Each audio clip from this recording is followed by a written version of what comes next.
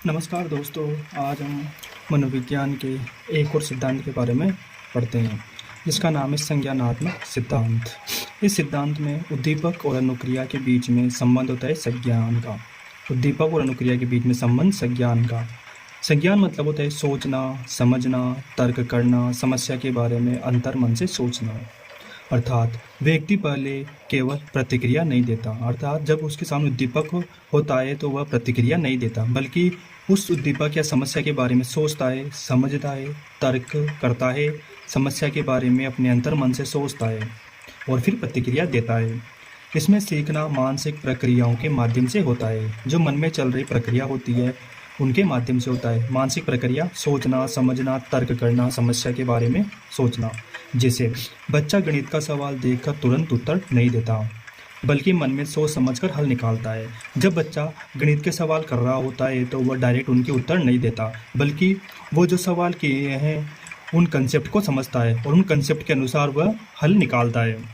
इसके प्रमुख सिद्धांत है अंतर्दृष्टि अधिगम, जो दिया था कोहलर ने, और एक कोहलर ने प्रयोग किया था चिंपांजी पर। इसके लिए चिंपांजी ने एक पिंजरे में चिंपैंजी को रखा गया, एक पिंजरे में, तथा उसके बाहर केले रख दिए गए। पिंजरे के बाहर केले रख दिए। चिंपैंजी बार बार केले लेने का प्रयास करता है, बार बार केले लेने का प्रयास करता है बाहर से, लेकिन उसके वो हाथों से नहीं ले पाता, लेकिन वह सफल नहीं होता। सफल नहीं होता।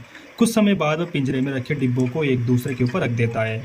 फिर उसके सामने मतलब पिंजरे में दो डिब्बे होते हैं जिनको वो एक साथ रख देता है, एक के ऊपर एक रख देता है और उनकी सहायता से केले तक पहुंच जाता है। अचानक समस्या का समाधान मिलना अंतर्दृष्टि अधिगम कहलाता है।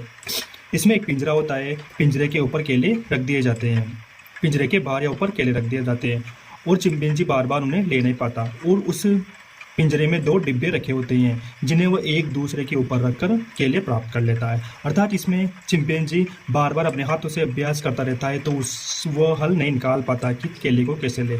तो उसके मन में एक अनुभव होता है, उसके मन में अचानक समस्या का समाधान मिल जाता है कि मैं केलों को एक डिब्बे के ऊपर एक डिब्बे रखकर भी केले प्राप्त कर सकता हूँ। तो वह डिब्बों को एक दूसरे के ऊपर रखकर केले प्राप्त कर लेता है, अर्थात अपने अंतर्मन के बारे में सोचता है।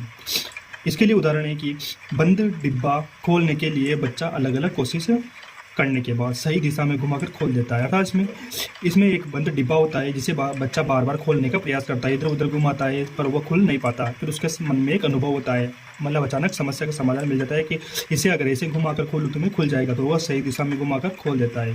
Thank you.